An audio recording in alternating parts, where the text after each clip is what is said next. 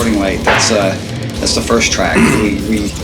We chose that as the first track because we felt it was musically a very intense, great song to start the record out with. It's pretty much, the song has all of the classic Immolation elements in it. It's got the slow, the fast, the dynamic. It's got the overlay parts, the dark sections. It kind of comes out right out of the gate. It's just so it had a good. We like the way the intro. It's just not like it's a big intro, but it's a simplistic intro. But it kind of it gets to the point real quick right away, and it just kind of flies out of the gate and goes into a lot of different areas that people would expect from Immolation. So just seemed like a good one to start off the record with. Yeah, definitely. And, lyrically, it's about just how perceptions on different aspects of our world could be altered depending on what light they're shown in. So things that are extremely negative could be twisted to seem really good, and things that are good could be kind of twisted to seem really bad.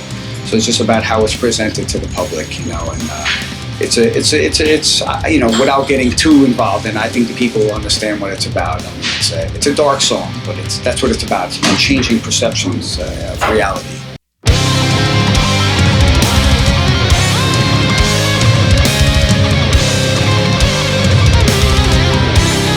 Track 2, musically, this song for me musically was, the end of this song to me was like one of the most classic endings he ever came up with, and I was like, wow, that's really cool, So I'm just glad it wound up to be the second song. It's a dark one. I like that one. It's got a lot of dark elements to it. Most of the songs do, but I mean that one just especially, in that end part that Ross mentioned, kind of came out pretty cool the way it came together. So very dark, Typically, it's like an album closer, that ending section. Yeah, I guess so. but it just worked out the way, we tried to do things with different songs, the way the lyrics were positioned in certain things, and with the end, it kind of worked out very cool, just like the way, the feeling of it, and it kind of, whereas the first song comes in, the Starting Light comes in, and kind of is just, very intense. This one also has that intensity, but it kind of starts moving the record, showing you kind of where the record's heading. It's got some cool, almost like black metal-ish kind of vibe to it in certain areas. Got some really cool, weird guitar sections that I think are just creepy sounding, just bizarro sounding. So it's a cool song, and it's perfect where it is. It's the second track on the record. So.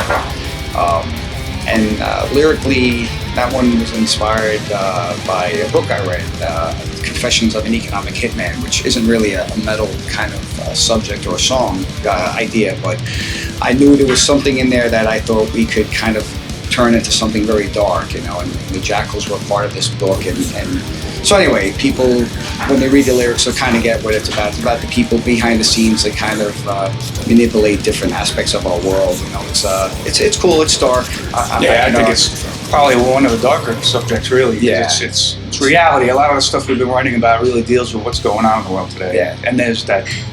The dark sides of reality are probably the darkest you can get. So stuff that's going on now. So it's. Very cool. Something we want to get out there and kind of shed light on. But again, like Ross says, we try and do it in a very dark way, And I think with the words that we use, we try and kind of paint the picture with the words as well, as opposed to just, there's certain parts, just lyrically in songs, a lot of the parts in the songs, there's certain parts in a song where, you want to have kind of almost a visual lyrically of how things are, So we try and, when we're creating lyrics, make them have a visual aspect, with the words. So.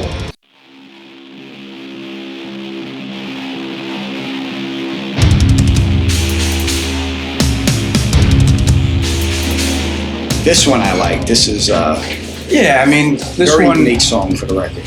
Yeah, it's I don't know, just had some ideas of doing something a little different there, and that's just the way it came out. The whole beginning of the track, the way it starts, kind of having that return to that throughout the song.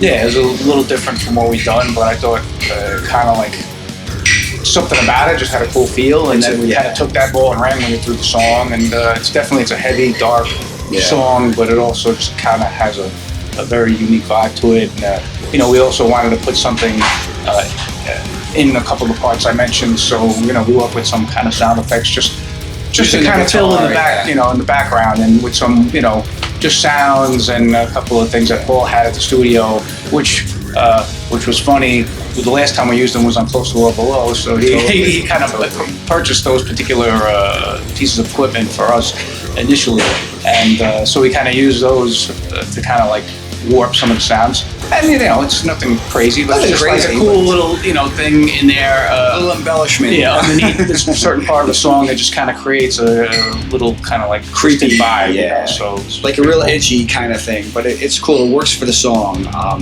I think it's one of my, like, I have a few favorites on this record. This is one of mine. It's just this was one of the early ones he wrote. Actually, the third song. Yeah, that was written. This is the third song he wrote a year before we actually got in the studio. So this is one of the earlier ones. So I've been listening to this one in its demo version for like a year, and I always knew this song had like potential. This was a dark song, heavier song, slower, but then it has a really cool ending that kind of explodes, almost kind of has a little like little black metalish style at the end too. Yeah, but it's very cool.